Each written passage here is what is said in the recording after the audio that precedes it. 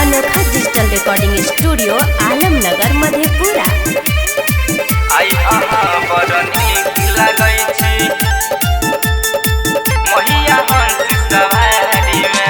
सगरो चहाला टोला मोहाला बिना मधुरी बजाबै छे, सगरो चहाला टोला मोहाला बिना मधुरी बजाबै छे। आई अहाँ बड़ नीक लागै छी, आई अहाँ बड़ नीक लागै छी महिया हंस सवारी में। आई अहाँ बड़ नीक लागै छी महिया हंस सवारी में। आई अहाँ बड़ नीक लागै छी। मिक्स बाय संजीत साजन।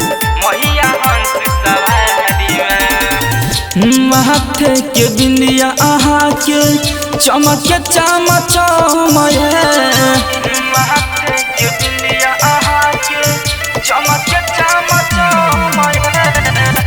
पाँव के पायल मैया बाजे छन छनय, पाँव के पायल मैया बाजे छन छनय। पाँव के पायल मैया चमके छम छमय, चमके छम छमय। माटिया के मूर्ति में खूब सूरती हंस छी जब मुस्काई के, माटिया के मूर्ति में खूब सूरती हंस छी जब मुस्काई के। आई अहाँ बड़ नीक लागै छी, आई अहाँ बड़ नीक लागै छी महिया हंस सवारी में। आई अहाँ बड़ नीक लागै छी महिया हंस सवारी में। आई अहाँ बड़ नीक लागै छी। मिक्स बाय संजीत साजन।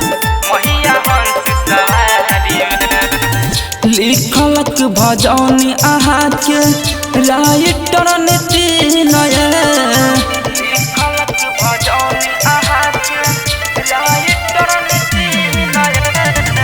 लाल की चुनरिया में मैया गैच दुलहिनय, लाल की चुनरिया में मैया गैच दुलहिनय। लाल की चुनरिया में मैया गैच दुलहिनय।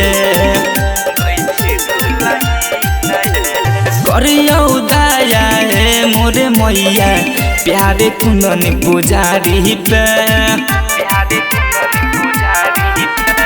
फेरियो नजरिया है मोरे मैया अपना पुजारी पे।